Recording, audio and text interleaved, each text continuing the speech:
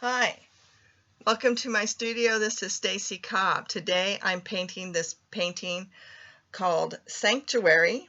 It's a stone building with a wooden door, a walkway, and plants.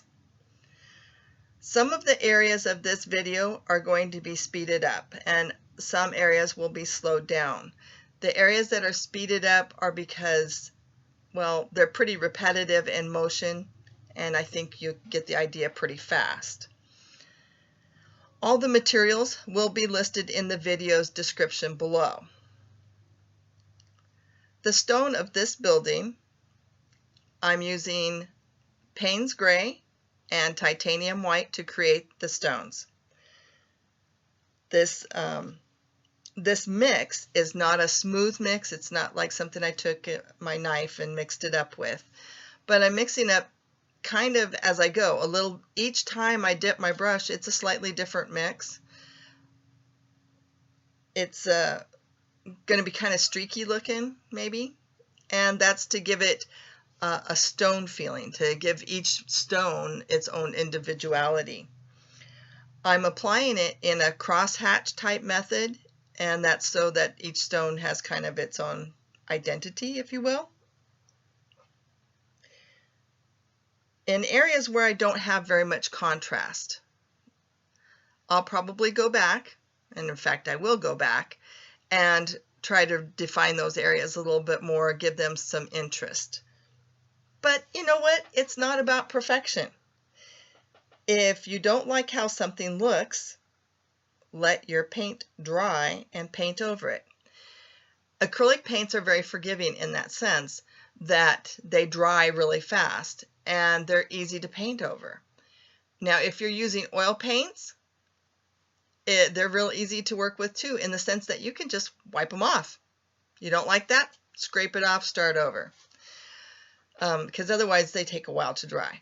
But the acrylics are very easy, very forgiving. And just remember, the paint is not the boss of you. I know we all want to do something and we want it to look just like how we see it in our mind. But sometimes it doesn't come out that way. In fact, I very rarely have ever had anything come out the way I thought it would. Just remember, it's a painting. It's supposed to be representative of the object, but not necessarily the object. If you want to photograph, use a camera. This is a painting, and it's about giving it an idea of what you're wanting it to be. So the stone in this is merely an idea. It's a representation about what maybe stone should be, or maybe what stone shouldn't be. And you don't have to like it or approve of it. It's just an idea. Another thought here is you can use other colors in your stone. I just used two because it's easy. If you were really wanting to do something more realistic, you could use the blues to be the shaded parts of the stone, or purples even to do that. The stone could be in any color. You could have red stone like brick. You could have stone that's more sandstone colored, using unbleached titanium and say burnt umber or raw sienna. You know, you can use any of these different colors. You could make this any way you want. It's your painting at that point. You could even add little touches of yellow and orange and maybe a hint of green here and there. I mean, the ideas are just boundless with what you can do to make something look like stone. So the choices are yours and they're boundless.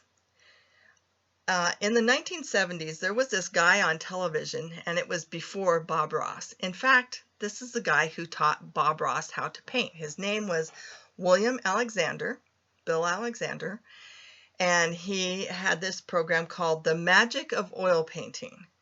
And he used to say, "Remember, you are the almighty creator. You have the almighty brush." And so this is all up to you. This is how you want your vision to appear. I just thought this was a fun painting to do and something to use just 2 colors for the background part. I could have done an underpainting, but I didn't. Right here, I'm doing the outer edge of the doorway, so the frame of the doorway, and one side of the frame is a little bit darker than the other side, and that's okay. It could be that that's the side that maybe is in shade. I don't know. But I'm okay with that. It doesn't have to be perfect. And if I go outside where my lines are, it's okay because I can either A, paint over it, or if it's still wet, I can wipe it off. So don't worry about it. It's just paint. It's just paint on a canvas. It's not carved in stone, and you don't have to live with it forever if you don't like it. I'm getting ready to outline this door frame. I'm going to use Payne's Gray. This will help define the door a little bit more. If you don't have Payne's Gray, use black. Use Mars Black, Ivory Black, Carbon Black, whatever you have on hand. I find Ivory Black has a little bit of a brownish quality, but it's whatever you have on hand. And now I'm going to paint the doors of my building. I'm using burnt umber mixed with just a little bit of titanium white. Burnt umber by itself is fairly transparent, but with the titanium white, it gives it an opacity and makes it less transparent. It seems to cover a little bit better, more consistency in the actual color of the paint.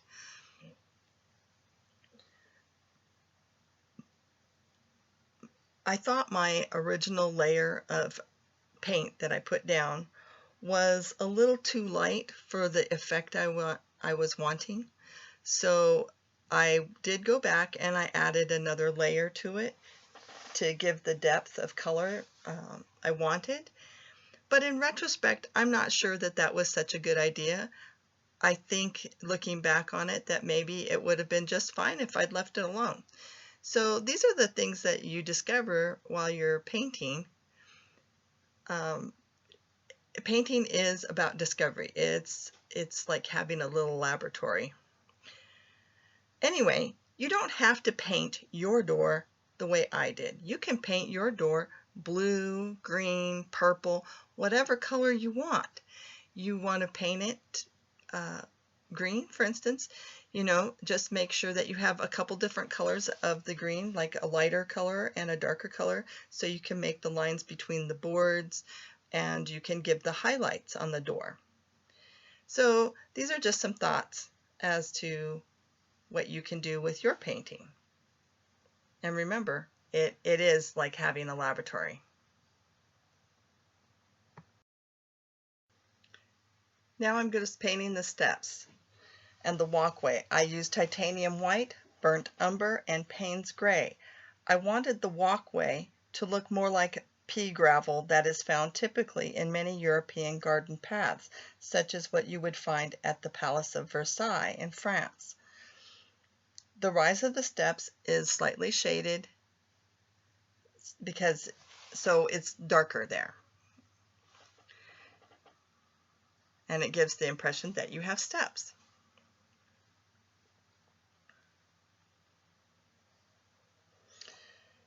Outlining the door and the steps, I'm using Mars Black here.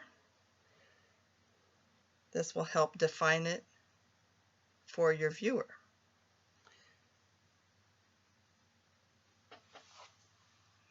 Again, I'm using that trusty liner brush. The paint is a little thinned down. It makes it easier to manipulate the brush.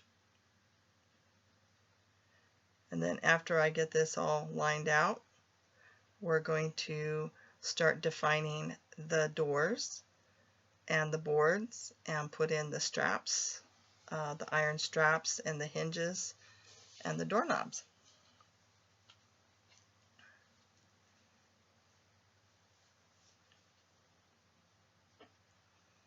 This is really the more technical part of it, is just manipulating that liner brush, I find it to be quite challenging, and you do it with a very light touch.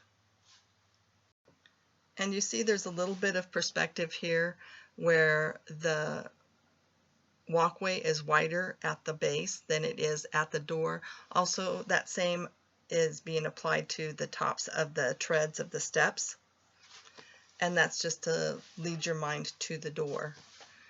It's a trick of vision. Still using the Mars Black, and with a steady hand and a liner brush, she goes down the middle. Well, she sort of goes down the middle. A liner brush is sometimes difficult to manipulate because it's a long bristle brush. One of the things that helps is if your paint is very fluid. Liquid paint works really good with these, but you can always add just a little bit of water to your paint to thin it out to make it a little bit easier to manipulate. Now here I'm starting to put in the bands that would hold the boards together, the metal bands. They're probably made of some sort of iron.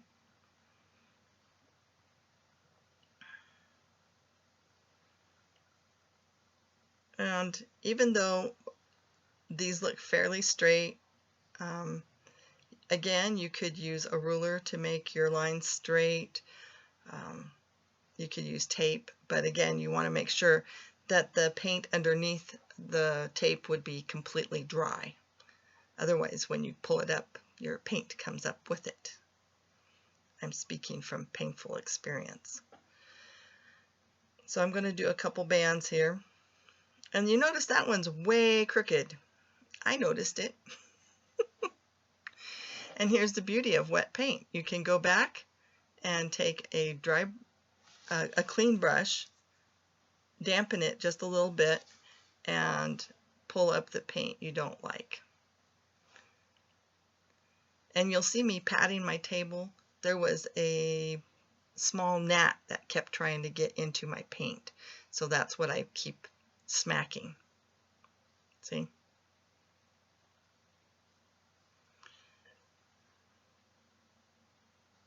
And he was difficult to get rid of.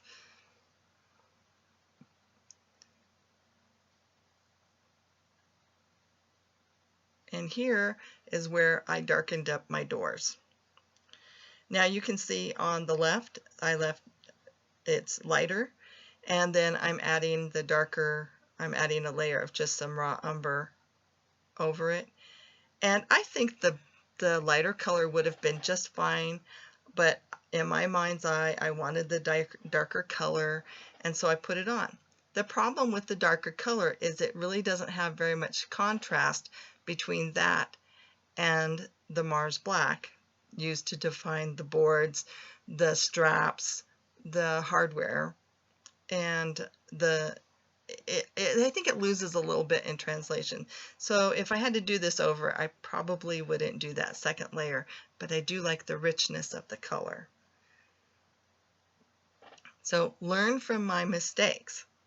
You can watch me make them and then you don't have to.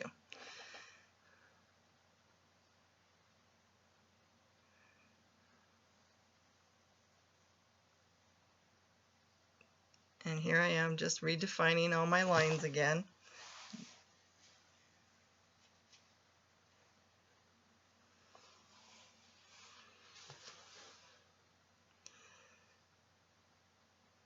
And now I'm just going to use a little bit of titanium white to just put little dots and highlights. You probably can't see that very well, but it'll highlight the little nails or bolts or however, rivets, if you will, that they use to attach the boards together to make the door. And now I'm going to add a couple little swirls and curlicues to make it have like fancy ironwork hinges.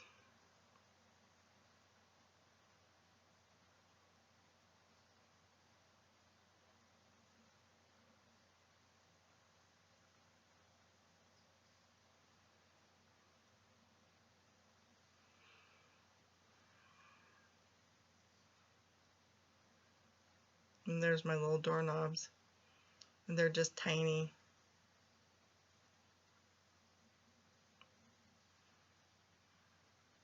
And now I'm just adding my boards in. And the seams between the boards like that, they don't have to go all the way from top to bottom. You don't have to see every aspect of the seam. If you give a hint of it, that will do the job. So these just have to be kind of hinted at. If you were painting this door with color, you could take the color that you're using and make it just a little bit lighter and use that to indicate the seam, believe it or not. And I could have done that here too.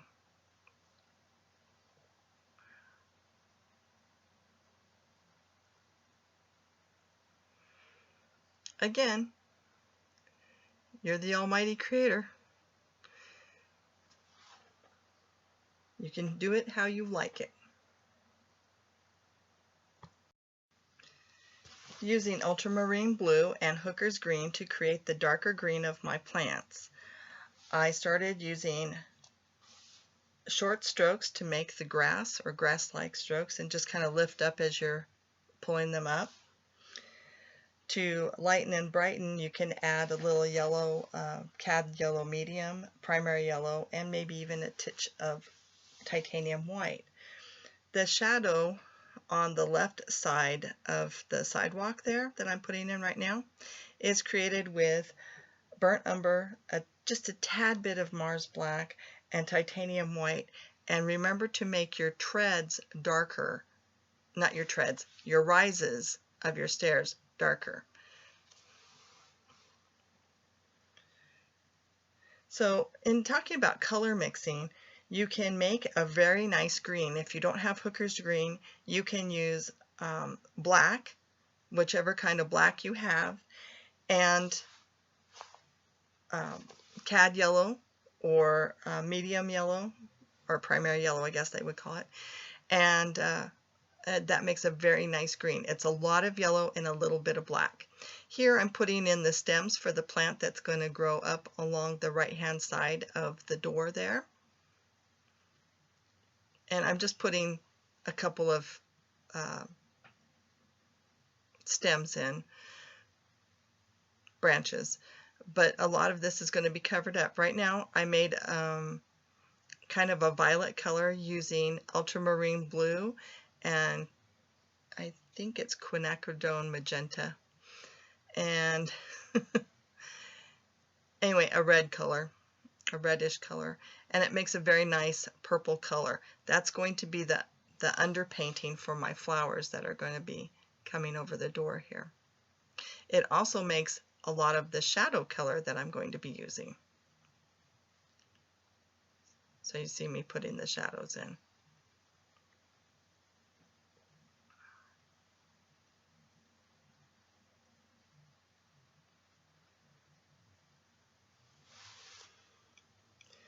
A little bit of a highlight on the stems there, on the tree trunk and branches. Here I'm mixing a lighter green.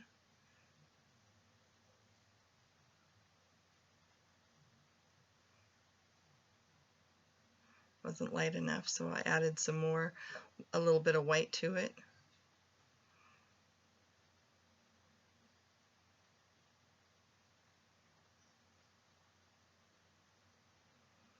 This is also the same type of green I'm going to use for the leaves on my plants here. And first I add the darker version with the ultramarine blue and the hooker's green. And that's going to be the darker shaded portion of the leaves.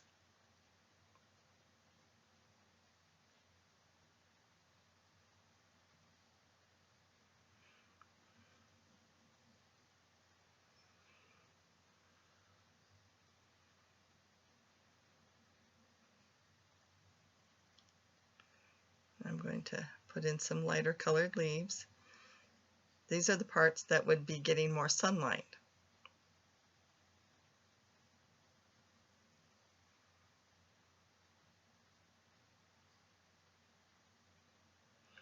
You can buy various colors of green on the market. I just happen to like Hooker's green. I think it's a nice kind of medium green. You can always make it more woodsy looking by adding a little raw umber or burnt umber, or even just a little bit of cadmium red to it. And it's just a really flexible color. I really like how it looks, especially if you're not really into mixing a lot of colors.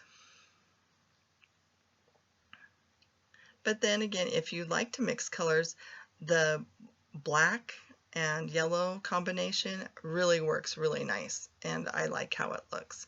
It gives it's just a softer look than some of the pre-made greens that you can buy, which do have a tendency to look a little garish and a little scary.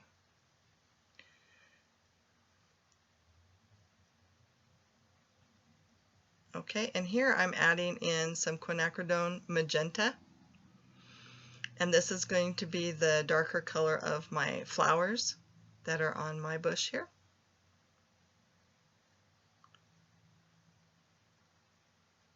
This is a really pretty color. I like when you add white to it. It just makes a really pretty pink. It's lovely, I think.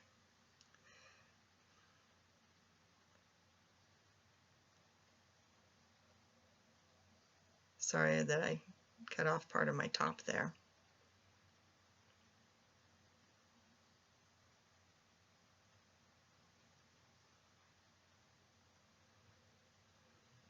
I'm letting other parts of the painting dry.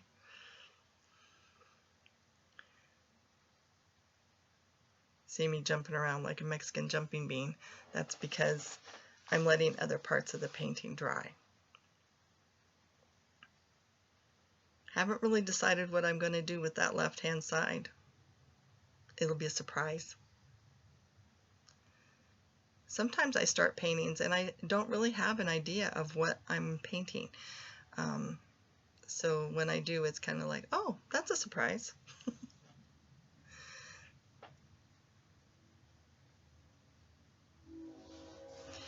You can also use phthalo blue mixed with a little bit of titanium white. It makes a really nice shadow color as well, particularly for leaves and the leafy greens. So that's another thing that you can think about doing when you're painting.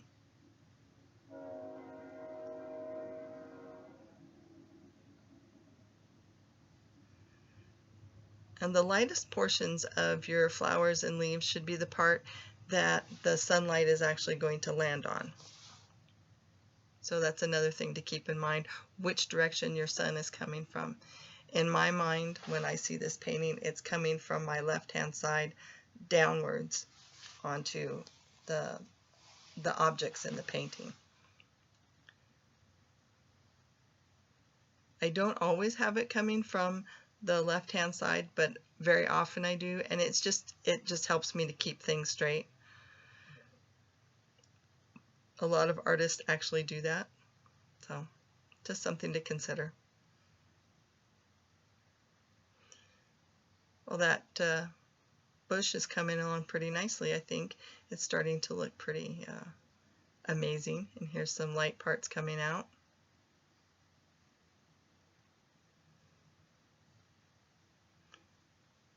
And I think I'm just using a little 1/4 inch bright brush to create that. You know, some of the paint up there was still very wet, and so I would just dab dab and wipe it off, dab dab, wipe it off, dab dab, wipe it off. Here I'm just finishing up a little bit on this bush, and the strokes used are very short, light strokes. I'm barely touching the paint to the canvas, just enough for it to stick. You don't want too big of a stroke, otherwise it looks like a big blob. I decided to put white flowers on the lower left-hand side, and white is really a lot of white and some ultramarine blue. Now the problem with this is that my flowers don't really show up against that light gray background. So I went back and I added a little bit more blue to them, and then I added the white highlights on top, and I put little yellow centers in them. and they still didn't really show up very much.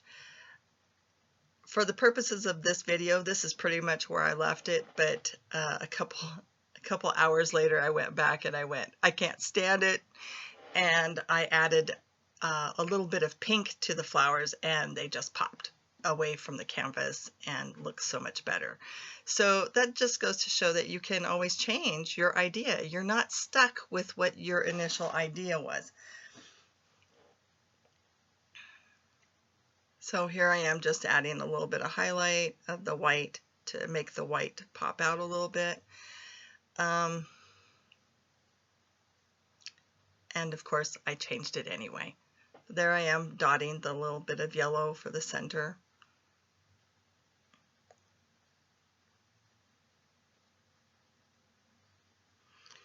We're just doing some highlights of the stems and the grass and the leaves. Using that same color, I'm going to add a little bit more to some of the flowering bush up above to make the stems come out a little bit like they would in real life. And basically, this painting is almost done. If you like this video and you'd like to see more of what I do a little bit of everything, and I just never know what I'm going to do until I do it. So please join me again. I have a new video up every Friday. Check it out. Check out my channel, and please subscribe. And if you'd be kind enough to leave me a comment or two, that would be great. I appreciate it. Thanks very much. See you next time.